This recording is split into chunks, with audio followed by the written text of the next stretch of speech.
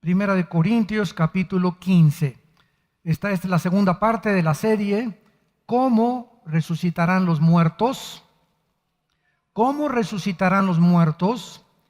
Y hemos estado analizando el capítulo 15, que es uno de los más ricos en información acerca de precisamente el cambio que millones de personas vamos a experimentar cuando muramos.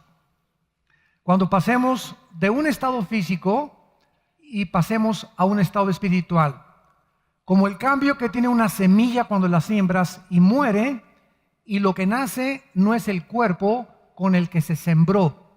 Los árboles que tú ves ahorita en el bosque y en el campo, ese árbol tan inmenso estaba escondido en una partícula pequeñísima llamada semilla, donde estaba el potencial para ese árbol gigante que nació.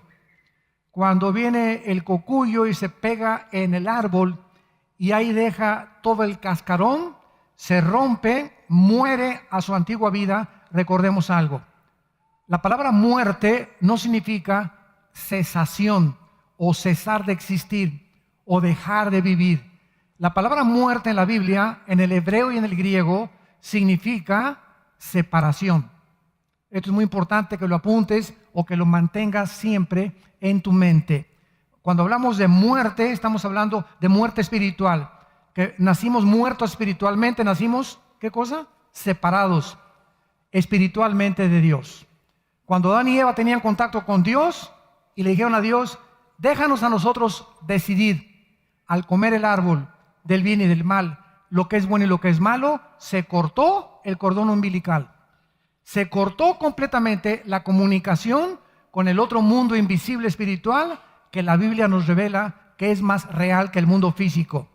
Entonces, de Adán a nuestros días, todos hemos nacido completamente bloqueados hacia Dios. Pero como traemos la imagen y semejanza de Dios, se inventaron las religiones. ¿Qué son las religiones? Sustitutos para poder traer una respuesta al ser humano de aquello que va más allá de lo natural. Entonces, todas las religiones hablan de que necesitamos hacer algo, buenas obras y pórtate bien, y códigos de conducta y códigos de moral para que pueda ser aceptado por Dios, y también sacrificios. Vamos a ver más adelante, los hindúes, las tribus, los aztecas, los tlaxcaltecas, etcétera, etcétera, ofrecían sacrificios para agradar a un Dios que no conocen, creyendo que el sacrificio les daba aceptación ante Dios. Pero qué maravilloso es que vengamos a la Biblia y podamos descubrir verdaderamente qué cosa hay después de la vida y de qué forma vamos a resucitar y qué clase de cuerpo, cómo va a ser tu cuerpo y mi cuerpo después de vivir. En 1 Corintios capítulo 15, versículos del 20, 21 y 22, en la primera conferencia que vimos hace 15 días, analizamos que primero en la resurrección, versículo 20, Cristo ha resucitado de los muertos, primicias de los que durmieron es un hecho. ¿Quién ha sido el primer hombre en resucitar en toda la historia humana y no volver a morir? Jesucristo. En el Antiguo Testamento, Elías se resucitó y Eliseo muertos, pero esas personas que resucitaron en el Antiguo Testamento volvieron a morir. Cuando Cristo vino, resucitó a Lázaro, ¿se acuerdan? Pero Lázaro volvió a morir después. La primera persona que ha resucitado para no volver a morir ha sido Jesucristo.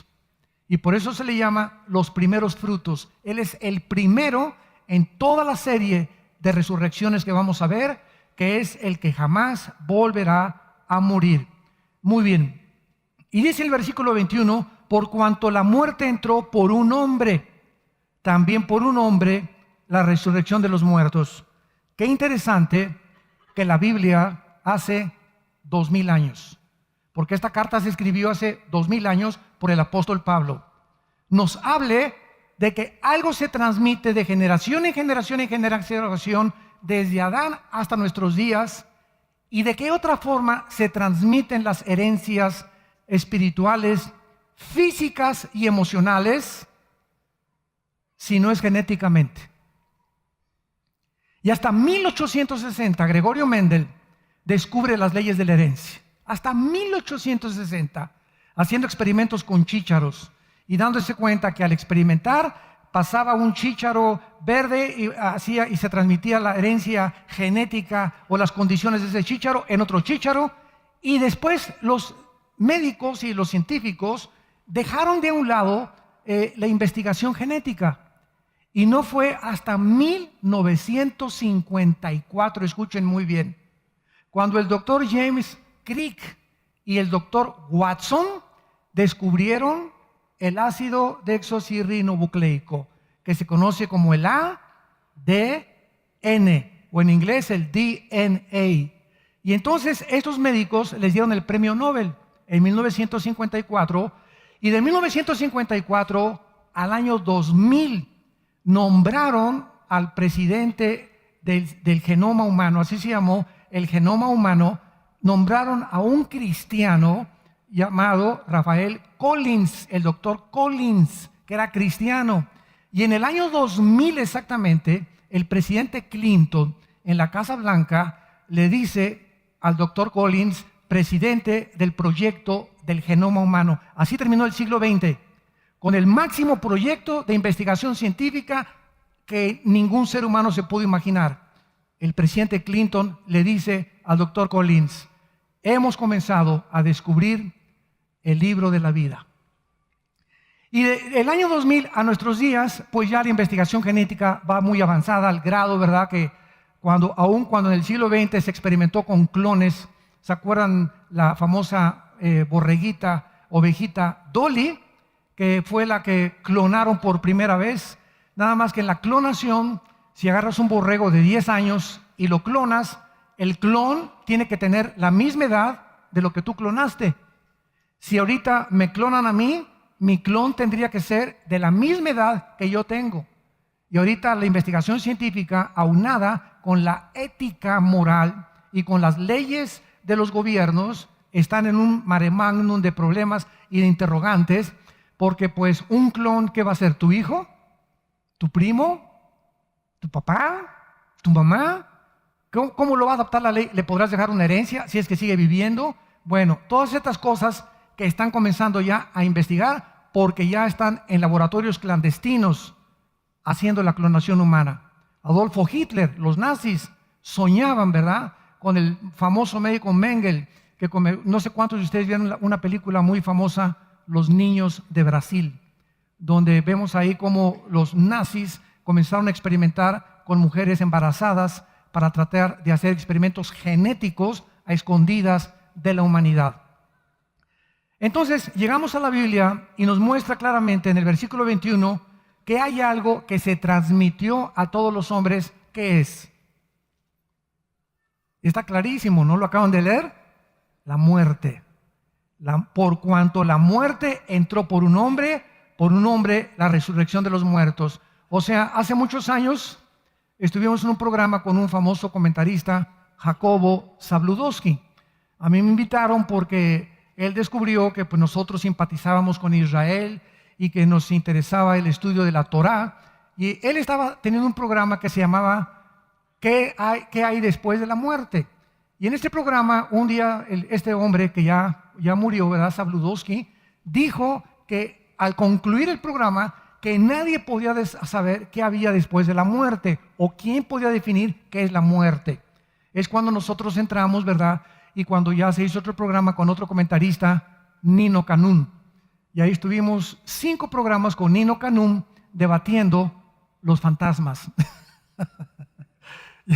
Porque ya no, al entrar a este campo ya, ¿verdad?, místico, a este campo ya que trasciende la metafísica, entonces ya se comenzó a tratar que los fantasmas, ¿quiénes eran los fantasmas?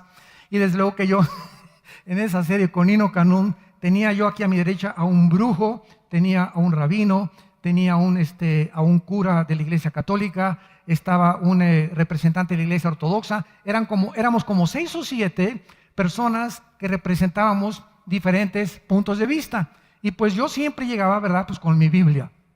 En el tercer debate, y todo lo pueden ustedes conseguir, esto lo pueden conseguir en video, ahí está en el internet, Nino Canún me dice, ¿verdad?, yo no quiero que venga usted ya con la Biblia. Y le digo, ¿por qué? Y me dice, porque el programa se llamaba ¿Y usted qué opina?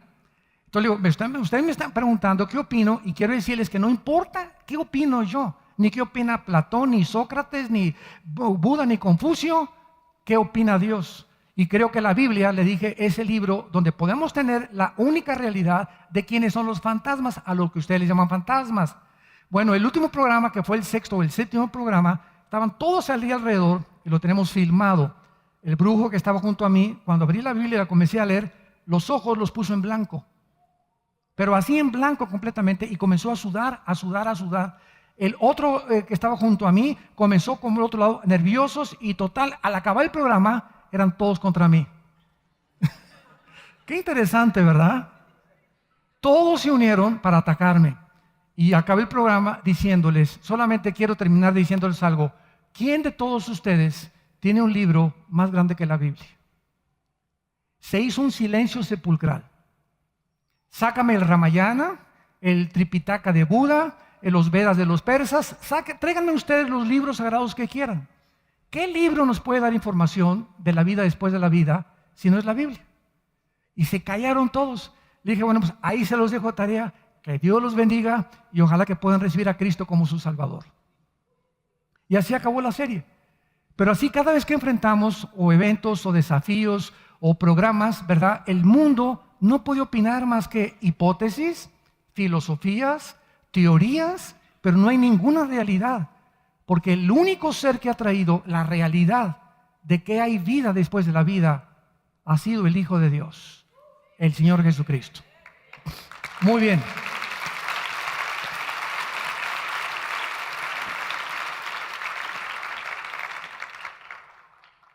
Para poder profundizar más en esto, tenemos que poner muchas bases como la genética. Hace algún tiempo me mandaron un correo diciéndome, ¿cómo es posible que el pecado se transmita genéticamente? Y les contesté, ¿por qué José no tuvo relaciones con María para que naciera Jesucristo? La misma Iglesia Católica, Apostólica y Romana nunca pudo contestar esto hasta que se descubrieron las leyes de la genética. ¿Por qué José no podía tener relaciones con María? ¿Y por qué el Hijo de Dios, el Señor Jesucristo, no podía nacer de un hombre y de una mujer como tú y yo nacimos? No es hasta que se descubren las leyes de la genética, santos de Dios, que la gente dice, la Biblia, ahora hace 2000 años que la Biblia enseña que un ángel se le apareció a María. Y está en el Evangelio de Mateo y en el Evangelio de Lucas. Y el ángel le dice a María, María, no vas a tener nada de relaciones con José, ni en tu luna de miel. ¿Por qué? Porque lo que van a hacer dentro de ti no va a ser el producto de un hombre. Entonces María, imagínense, pues no entendía nada, ¿no? Sino que el Espíritu Santo te cubrirá, síganme con mucho cuidado, y la genética enseña que las mujeres tienen 2 cromosomas XX. El varón tiene la cromosoma XY. La Y es la que determina el género masculino. Si yo soy varón y tú eres varón, es porque el cromosoma Y de nuestro papá, de nuestro padre varón, ovuló y fertilizó las 2X de nuestra madre.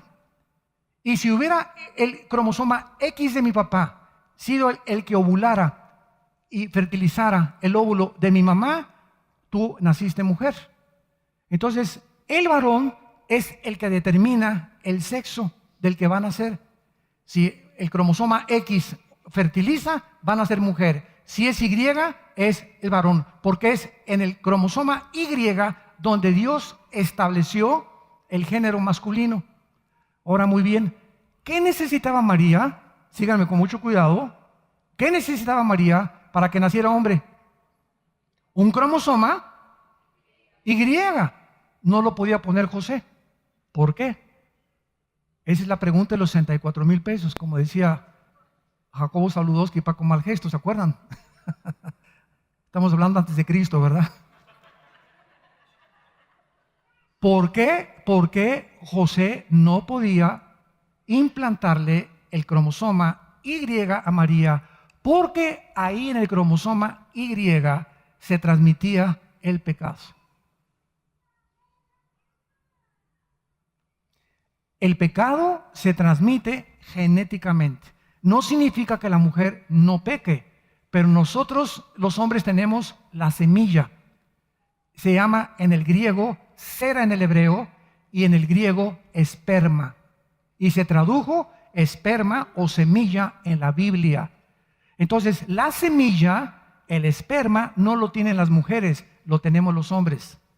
Y la mujer es la receptora de la semilla que nosotros le implantamos en su útero. Y si yo le implanto a mi esposa mi cromosoma, el que lo decide es Dios, Y, vamos a tener un bebé varón. Pero si fue el cromosoma X el que fertilizó a mi esposa, vamos a tener una niña, porque es lo que determina el género, los cromosomas. Entonces, qué increíble que hace 2000 años, cuando hasta 1860 se comienza a investigar las leyes de la herencia, y hasta el siglo XX, 1954, se les da el premio Nobel de genética y de medicina al doctor James Crick y el doctor Watson por descubrir el ADN. La Biblia es más moderna que la ciencia de mañana en la mañana. Ya la Biblia establecía las leyes de la genética desde el libro del Génesis. Cuando Dios dice en Génesis 1, del 11 al 12, hace 4500 años, cada fruta va a dar una fruta, cada semilla va a dar una fruta conforme al ADN que tiene esa semilla. Claro que no dice ADN, dice según su especie o su género. Entonces la semilla de la uva tiene un software, tiene un código genético establecido por Dios para que cuando yo siembre la semilla de la uva no dé plátanos, ni naranjas, ni chabacanos, ni melones, ni sandías. Va a dar esa semilla de acuerdo a la información que Dios implantó en ella.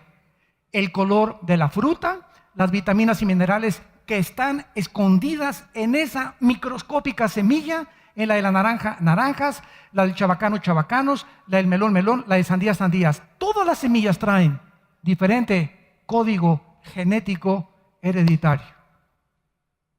Y cuando la ciencia comienza a descubrir todas estas cosas, ¿por qué la ciencia descubrió esto hasta estos tiempos? Porque Dios sabía que antes de que Él regrese, nos va a dar muchísima más iluminación para que la gente entienda que no es falta de evidencias por lo que no creen en Dios, como muchos ateos esgrimen y argumentan, como el famoso ateo Carlos Sagan, el astrónomo del siglo XX, que dijo: Dios nos hubiera dado más evidencias, o por lo menos hubiera dejado ver para que creyéramos en Él, cuando las evidencias están a nuestro alrededor, en el mismo mundo de la genética.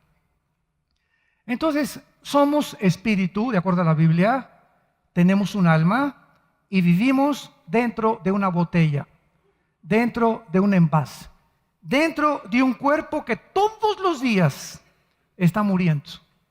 Hay una muerte celular continua en nuestro cuerpo, que es la que produce que un bebecito salga aquí, comienza a abrir los ojitos, comienza a hablar, comienza a adaptarse el mundo que lo rodea, comienza a llenarse de información, crece a la juventud y los jóvenes creen que el mundo es de ellos y que por aquí, que por allá, esto y el otro. Llegamos a los hombres maduran casi hasta los 30 años, las mujeres a los 20, 18, son más maduras que nosotras, más inteligentes que nosotros también muchas veces. Una niña de 15 años ya se pinta y aquí por allá, y nosotros hasta los 18, 20 jugando a la rayuela y al trompo, ¿verdad? Las mujeres despiertan más rápido al sexo que nosotros. Por eso, ¿verdad? En Estados Unidos, los psiquiatras y consejeros matrimoniales han llegado a la conclusión de que los americanos casi siempre se casan de la misma edad. Se casa un muchacho de 25 con una de 25, cuando lleguen a los 40 ya aparece su mamá. Y por eso hay tantos divorcios. Por eso primero Dios creó a Adán y después a Eva. Es importante, ¿verdad?, que el hombre le lleve cierta edad a la mujer, porque ellas nos ganan en muchas cosas, envejecen más rápido que nosotros, y el hombre siempre anda buscando, ¿verdad? Les llaman rabo verdes, ¿verdad? Chavitas más jóvenes, porque es la naturaleza humana. Entonces, esa es la naturaleza humana y es cuando lo comprendemos, porque Dios nos pone cercas y cuidados y nos dice, cuidado, ¿verdad? El que comete adulterio es falto de entendimiento. Entonces, somos un espíritu, tenemos un alma y vivimos dentro de un cuerpo que es un envase temporal. Se está muriendo celularmente. Cuando te entierren, te coman con los gusanos, o acabas en la panza de un tiburón, o acabas sepultado en un temblor, o te queman. Los primeros cristianos en el siglo I los quemaron vivos, hacían antorchas con sus cuerpos. En fin, no importa de qué forma este cuerpo acabe. Si te creman, mucho mejor que te entierren. Te vas a ahorrar en la funeraria y te vas a ahorrar muchas cosas. Entonces no importa ya bajo el Nuevo Testamento si te creman o te entierran y te ponen veladoras o no veladoras, o una caja de $10,000 o una caja de 1,000 pesos. Ya en el muerto, en la caja no hay nadie. Y hay gente, mi hijito, aquí estás, tu hijito ya no está ahí. Ya no está tu comadre tampoco ahí, ni tu mamacita, ¿verdad? Pero todo lo hacemos porque no conocemos la revelación de Dios. Y esto es normal. Yo no estoy criticando eso, es normal en el ser humano. Pero cuando ya conocemos realmente que un cristiano ya no regresa al panteón. Es como el chiste ese, ¿verdad? De la India María, no sé cuántos de ustedes hace mucho tiempo se los conté. El famoso Día de los Muertos. Entonces está la India María dentro de un panteón con una olla de mole. Y llega la señora Pompidou con unas rosas carísimas, etcétera, etcétera. Y va pasando la señora Pompidou y le dice a la India María, India bruta, ¿cuándo crees que tu muertito se va a comer el mole? Y se para la indita y le dice, cuando venga el suyo por las flores. O sea,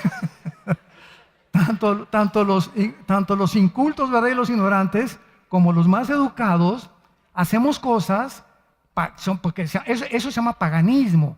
¿Por qué? Porque somos ignorantes y creemos, y a llorar ahí, ya no hay nadie en la tumba. El cristiano ya no regresa jamás al panteón, porque la persona que se murió ya está ahí arriba y nos está diciendo, apúrense, aquí los estamos esperando, a los que somos cristianos desde luego, ¿verdad?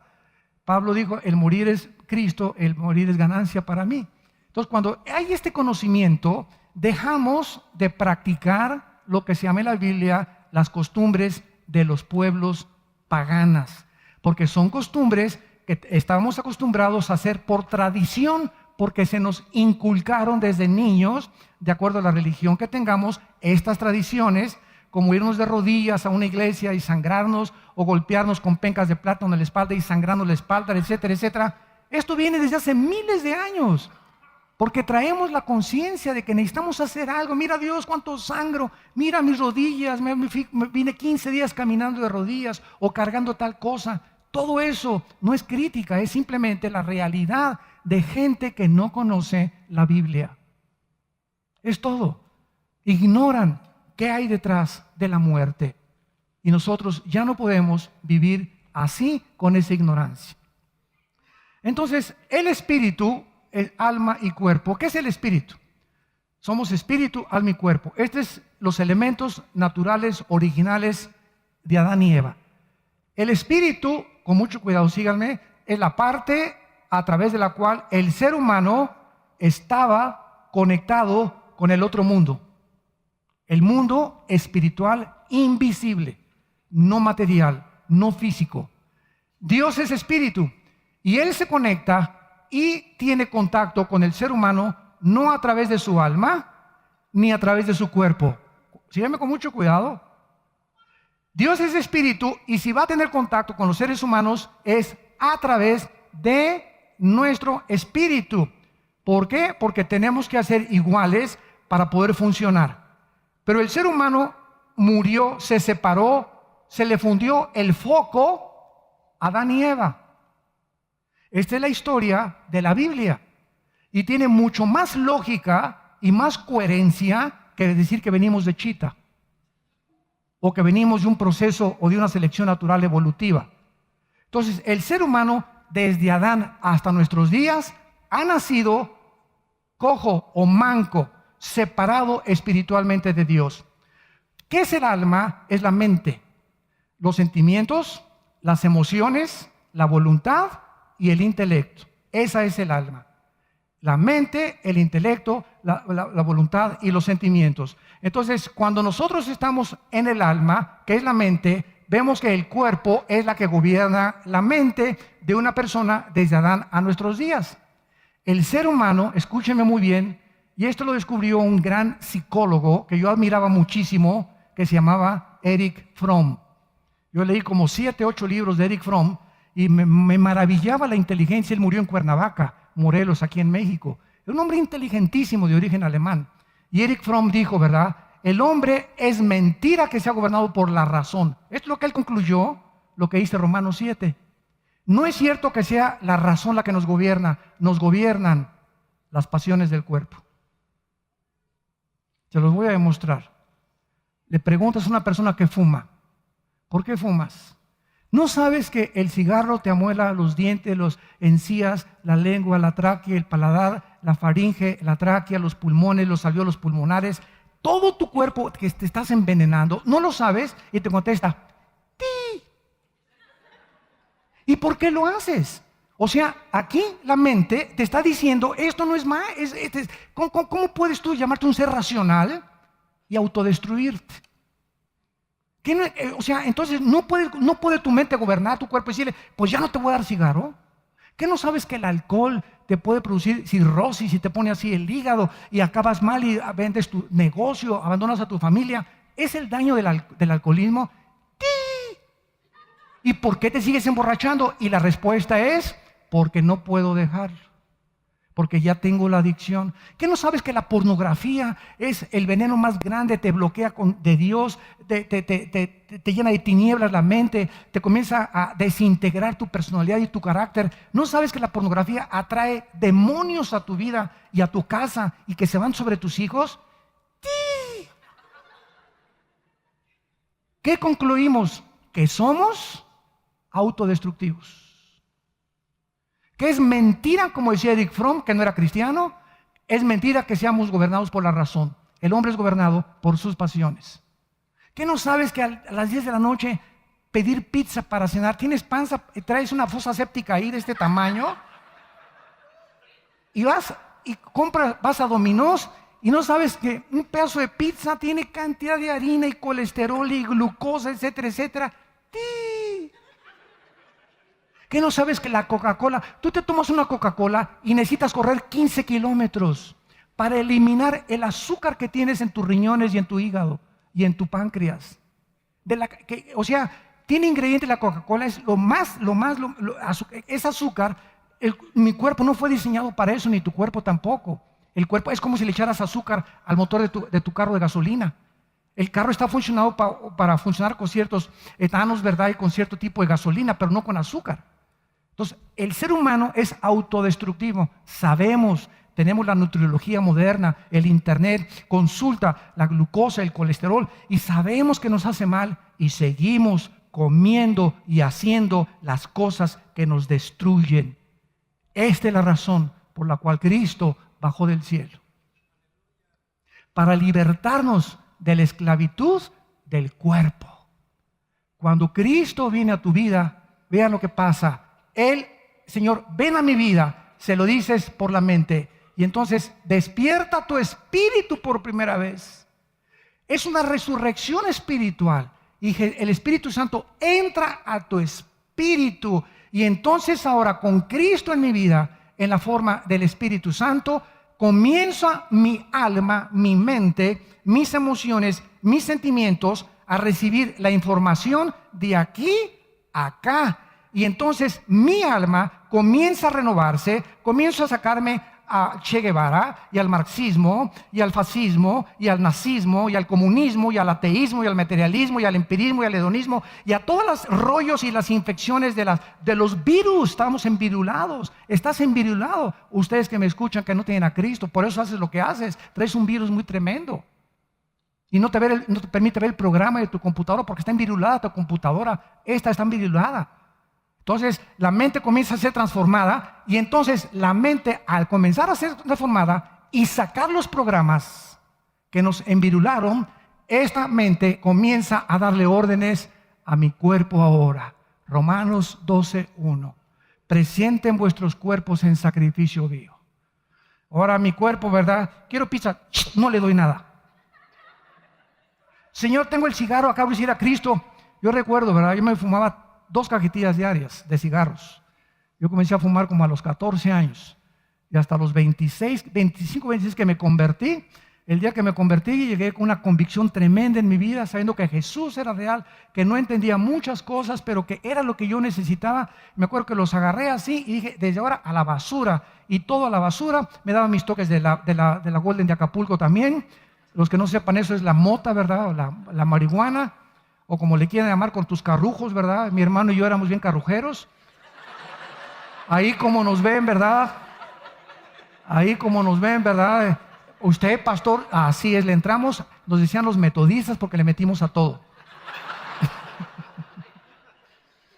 Ya no dice amén. Pero probamos de muchas cosas, ¿verdad? Y a los 25 años cuando veía a Cristo, porque ¿qué buscaba en las drogas? ¿Qué buscaba en el alcohol? ¿Qué buscaba en el adulterio? ¿Qué buscaba en el sexo? ¿Qué estábamos buscando? Algo que nos pudiera realmente liberar de la esclavitud del pecado. Y por eso hay alcohólicos anónimos, marihuanos anónimos, neuróticos anónimos. Y hay instituciones altruistas muy buenas. ¿Cuál es el propósito? Pues te liberan del alcohol, pero sigues robando. Y te liberan de las drogas, pero tienes otros problemas. Cristo viene a la raíz. No a cortar ramas de nosotros. No a que ya no seas alcohólico ni seas marihuano, sino viene a la raíz, a desenganchar, a desarraigar la raíz que está en el corazón e implantar dentro de nosotros una nueva naturaleza. El que está en Cristo, nueva criatura es. Nueva criatura es.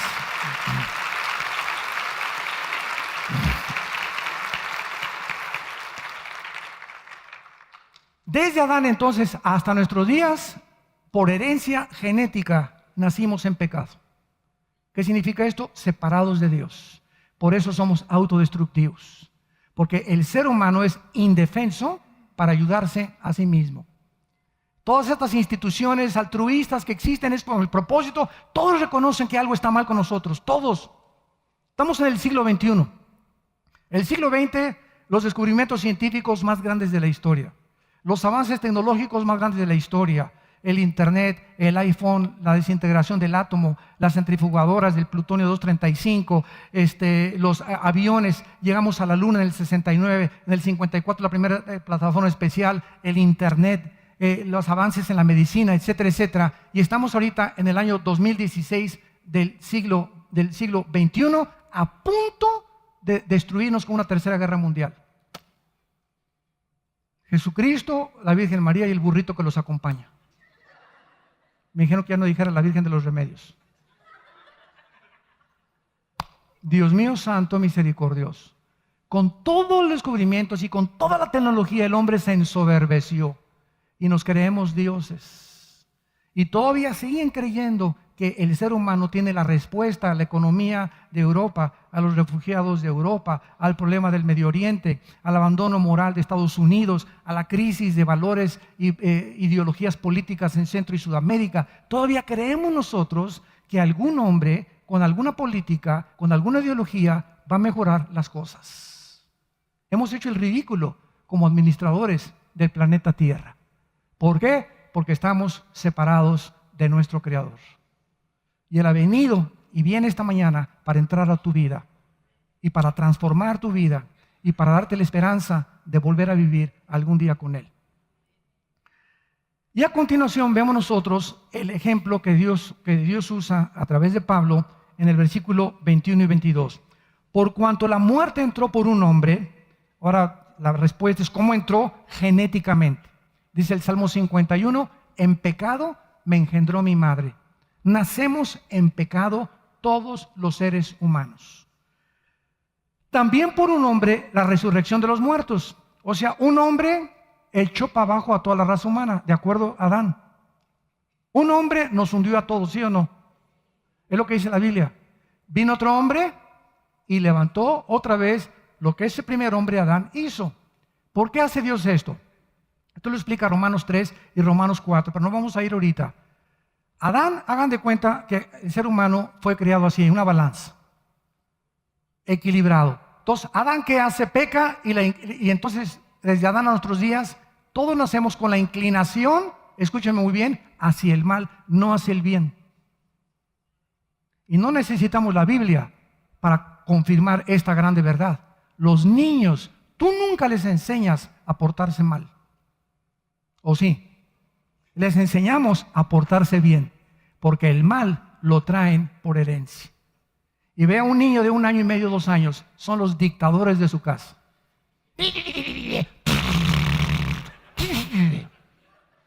Y comienzan a gritar, y eso y el otro. Y ya 2, 3, 4 años, y les pones a 2 o 3 niños de 3 o 4 años con diferentes juguetes. Y el otro, ese ya no lo quiero. Y al ratito quiere todos los demás. Esos experimentos los han super hecho todos los psiquiatras y los estudiantes del carácter y la personalidad infantil. Y han descubierto eso, que traemos ya desde niños la maldad, lo malo. Y les enseñamos a portarse bien. Es el diagnóstico precisamente de la Biblia. Nacimos en pecado, con la tendencia hacia el mal por haber nacido separados de Dios. Entonces la balanza se inclinó con Adán.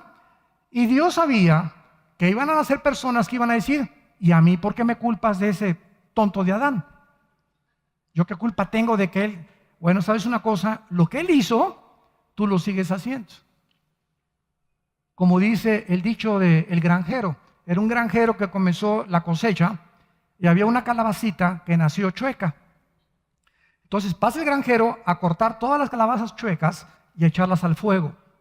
Y la calabacita chueca le dice al granjero, ¿por qué me echas al fuego si yo no tuve la culpa de nacer chueca? Y le contesta el granjero, te voy a echar al fuego no porque hayas nacido chueca, sino porque nunca quisiste enderezarte. De tal manera amó Dios al mundo que nos ofrece la medicina para enderezarnos. Y si tú te llegas a condenar una vez al infierno, Dios no te quería enviar al infierno. Dios te ama y dio su Hijo para darnos la medicina de salir de ese estado de autodestrucción en el que hemos nacido. Y si tú te condenas, no es porque es la culpa de Adán, es porque tú quisiste seguir viviendo igual que Adán y no quisiste tomarte la medicina que es la sangre de Jesucristo. Es el único antídoto contra el pecado del ser humano.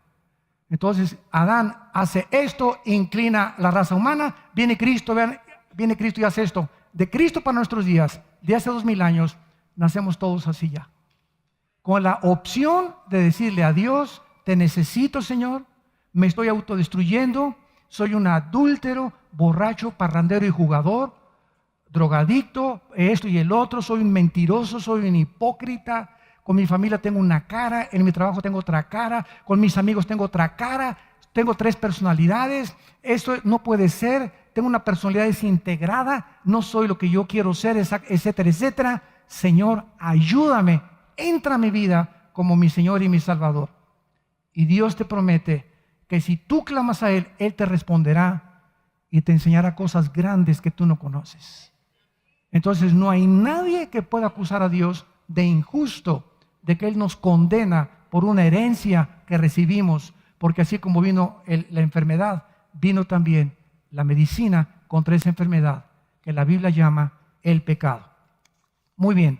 Ahora, veamos a continuación rápidamente, como dice aquí en el versículo 23. Porque en Adán, versículo 22, todos mueren. ¿Qué es la muerte? Es el resultado del pecado. Este comentarista Zabludowski nunca pudo contestar por qué tenemos que morir, ni a los invitados que tuvieron en el programa. Nadie puede saber por qué tenemos que morir, por qué no vivimos eternamente. ¿Por qué se tiene que terminar nuestra vida a los 70, 80, 90 años de edad? ¿Por qué? La Biblia es el único libro que nos da la respuesta, porque la paga del pecado es la muerte. La paga, el salario que el pecado con el que tú naciste y yo nací demanda es la separación de Dios eternamente.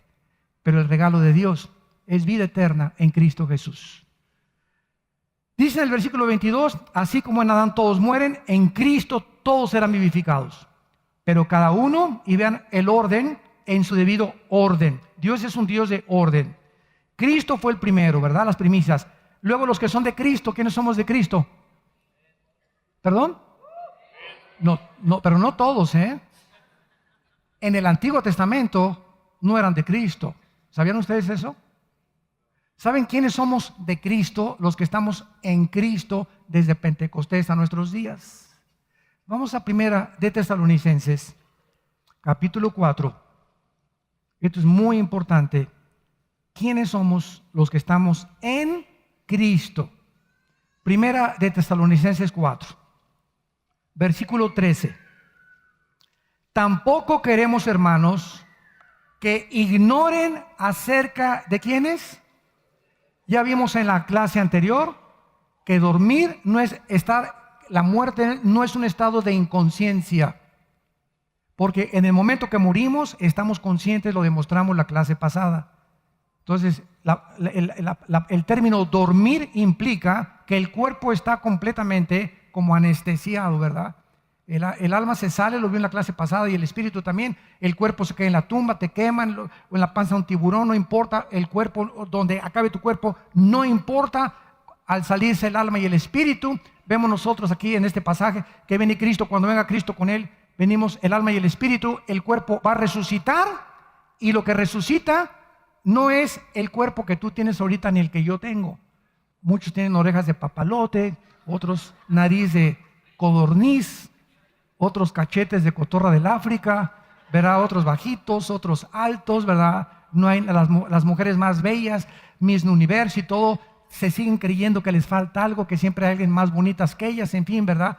Nunca vamos nosotros a estar satisfechos con el cuerpo que tenemos. Siempre queremos mejorar algo, que me respingue la nariz, que las orejas me las aplaquen, que me hagan más pompas aquí atrás, que me den más músculos por acá, que botox, que esto y que el otro, porque no es pecado el querer mejorar nuestra apariencia.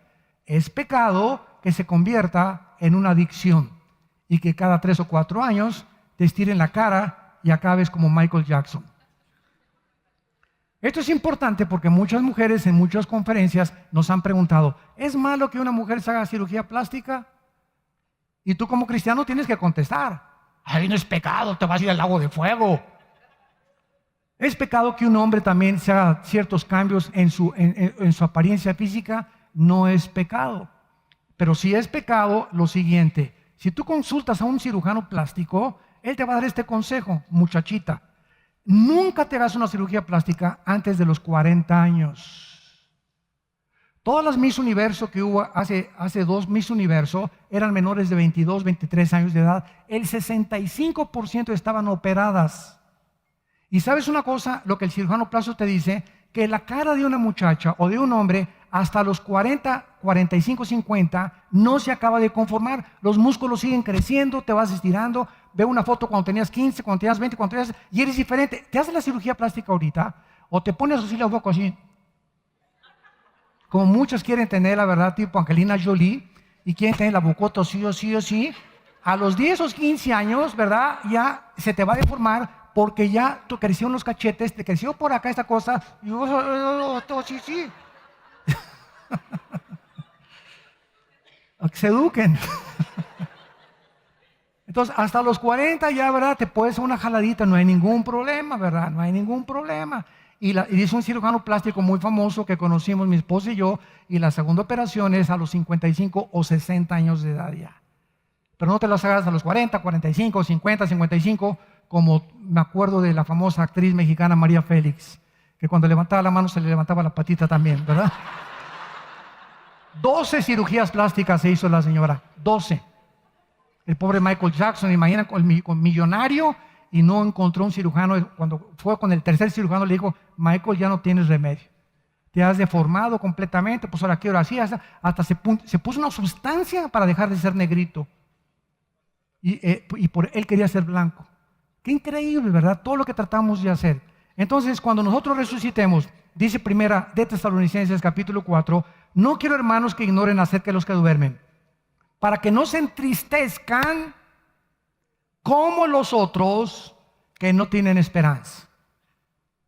Es lógico que un cristiano, al ver morir a un ser querido, lloremos. Llorar no es malo, es todo lo contrario.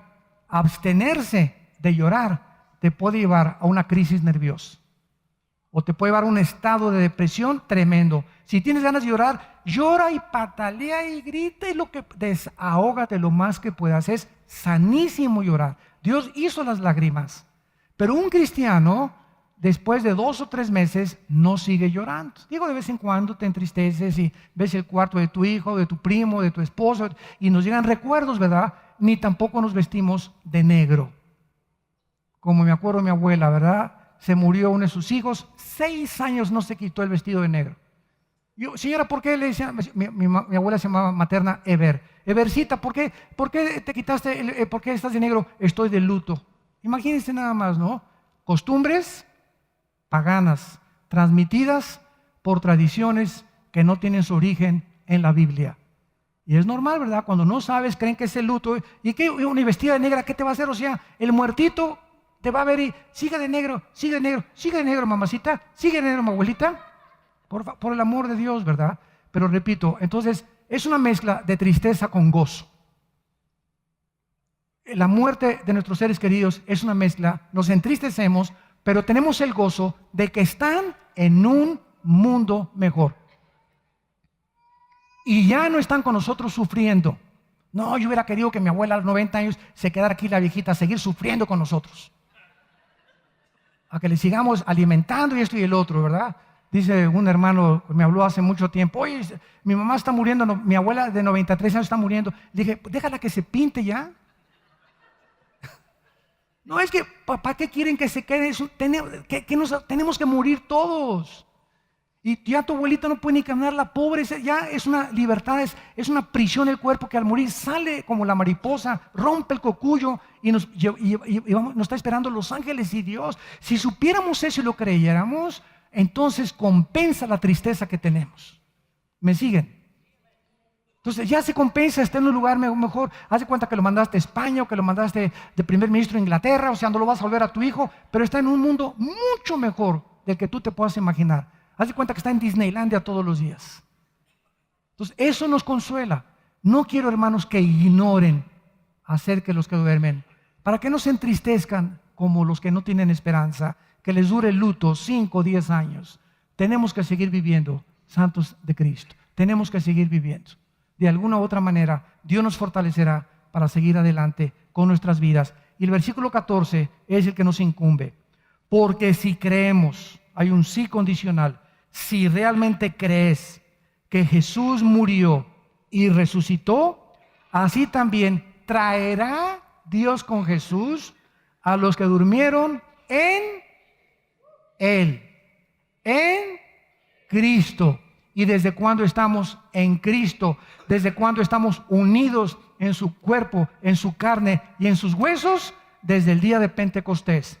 ¿Qué es el bautismo del Espíritu Santo? La operación del Espíritu Santo, donde Dios nos amalga, nos une, nos identifica. Él es la cabeza y nosotros su cuerpo. Estamos en Él. Dice Efesios 5, es un misterio espiritual. Pertenecemos al cuerpo de Cristo. ¿Qué es la iglesia? No es el edificio, no es la covacha, no es nada. La iglesia es donde 2 o 3 nos reunimos en su nombre.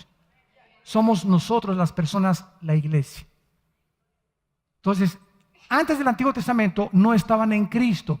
Cuando venga el rapto de la iglesia, que ya no tarde en venir, y desaparezcamos millones de personas, solo de Pentecostés a nuestros días, desde 2000 años para acá, nos vamos a ir con Él. ¿Qué pasará con los demás santos? Vean el orden de las resurrecciones. Apúntenlo a los que les interese. Las resurrecciones, la Biblia nos muestra de 6 resurrecciones en la Biblia. El primero fue Cristo. El segundo, nosotros, los que somos de Cristo, o sea, la iglesia. En tercer lugar, Apocalipsis 11, los 2 testigos van a resucitar en Jerusalén cuando el anticristo los mate. Número 4, Daniel 12, del 1 al 2, los santos del Antiguo Testamento. En la segunda venida de Cristo, cuando vengamos con Él, los santos del Antiguo Testamento van a ser resucitados. ¿Por qué? Porque hagan de cuenta que aquí está el rapto y van a pasar los 7 años de tribulación. Nos vamos con Cristo y mientras pasan 7 años de tribulación aquí en el mundo, juicios tremendos, en el cielo, en esos 7 años, nosotros estaremos en el tribunal de Cristo, Romanos 14:10, 1 Corintios 3, del 10 al 14, para ser juzgados por nuestras obras, no por la salvación, porque la salvación no se puede perder. Seremos juzgados por lo que hicimos o dejamos de hacer mientras estuvimos en el cuerpo. Entonces, y vamos a las bodas del Cordero. Entonces, el tribunal de Cristo y las bodas del Cordero en el cielo, mientras pasa la tribulación. Al acabar la tribulación, la tercera guerra mundial, el Armagedón, bajamos con Cristo, todos los que morimos ya, y entonces establecemos el reino de Dios aquí en la tierra, y aquí en esta segunda venida, los santos, Daniel 12, el 1 al 2, del Antiguo Testamento, desde Adán hasta Pentecostés, resucitan para poder entrar al reino milenial junto con nosotros. Esa es la cuarta resurrección. La quinta la tenemos en Apocalipsis capítulo 20, versículo 5. Al terminar el milenio hay otra resurrección.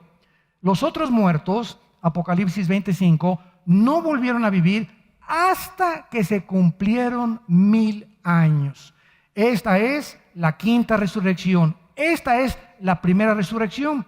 Bienaventurados los que tienen parte en la primera resurrección. La segunda muerte no tiene potestad sobre estos, sino que serán sacerdotes de Dios y de Cristo y reinarán con Él 1000 años. ¿Por qué se le llama la primera resurrección si realmente es la sexta?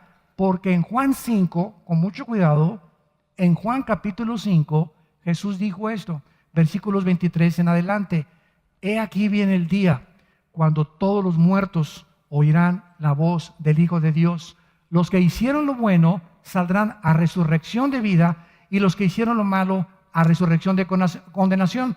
De acuerdo a Jesucristo, hay dos resurrecciones, de los buenos y de los malos, y parecería que estuvieran juntas, pero a la primera resurrección pertenecen todos nosotros, los que acabamos de mencionar: Cristo, los que somos de Cristo, los dos testigos, y los santos del Antiguo Testamento pertenecen a la primera resurrección, y la segunda resurrección es la de los incrédulos.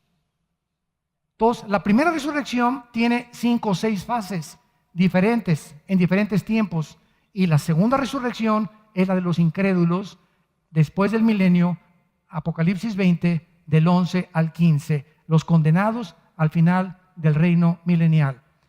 Los perdidos resucitarán para presentarse ante Dios. Estaremos nosotros en el gran jurado. Dice 1 Corintios 6, del 1 al 4, que los santos vamos a ser el jurado cuando Dios juzgue al mundo. Imagínense nada más. Nosotros vamos a ser el jurado, el juez, Jesucristo. Y van a estar ahí todos los que rechazaron a Cristo y millones de ángeles. Y cuando le diga a Dios a Judas, Judas, come here. Señor, pero quiero decirte algo. Aquí traigo mi abogado, que es el diablo. Y el diablo dice que te dijera que si tú no me hubieras escogido para la condenación, tu hijo no hubiera muerto. Y si tu hijo no hubiera muerto, no hubiera habido salvados. Y si no hubiera salvados, nadie estaría aquí. Así que, Señor, en lugar de esto, me deberían dar gracias de que yo entregué a Cristo. ¿Me siguen con esa línea de lógica elemental? ¿Qué le va a contestar Dios? ¿Sabes una cosa? Yo no te escogí para que fueras al infierno. Ese es un calvinismo extremo. Así se llama teológicamente. Ni escogí a otros para que se fueran al cielo. Yo sabía quiénes iban a condenar. Pero ¿sabes qué, Judas? Tú escogiste eso, y si yo hubiera impedido que entregaras a mi hijo, hubiera violado, Judas, la característica más grande que les entregué a los seres humanos y a los ángeles: la libertad y el libre albedrío. Y eso no lo puedo violar, porque dejarías de ser responsable. Seríamos títeres del destino si Dios escogiera a unos y otras para condenarse. ¿Qué clase de amor es esa? Cuando dice la Biblia que Dios, para que todo aquel que en Él crea no se pierda, mas tenga la vida eterna. Padre, te damos gracias por tu palabra. Te damos gracias, Señor, por esta revelación e iluminación que nos das para comprender el mundo espiritual. Tú no quieres que permanezcamos ignorantes, sino que levantaste a tu Hijo de entre los muertos a los 3 días. Y fue la resurrección de Cristo la que cambió el mundo antiguo y transformó el imperio romano. El imperio más grande de la historia fue conquistado por el mensaje de los apóstoles que el Hijo de Dios había prometido resucitar, y lo cumplió Y cuando ellos lo vieron con sus propios ojos, que Jesús era real y que los invitó a tocar su cuerpo y sus llagas que le hicieron en la cruz, se apoderó de ellos el espíritu de poder y de valor, y se enfrentaron al mundo gritándoles: arrepiéntanse de sus pecados. Y este es el mensaje que Dios nos ha entregado: arrepiéntete de tus pecados, porque el reino de Dios ha venido. Y Dios quiere que no te condenes. Dios dio a su Hijo en la cruz para que tú no mueras eternamente, separado de Él eternamente, sino para que seas partícipe de la vida eterna. Invita a Jesús en tu vida y dile: Señor mío y Dios mío, creo que en la cruz pagaste con tu sangre por mis pecados, que soy un ser autodestructivo y que si tú no intervienes en mi vida, yo no puedo cambiar. Creo que volveré a vivir contigo porque creo que tú eres el Hijo de Dios. Te recibo como mi Señor y mi Salvador, en el nombre de Jesús. Amén.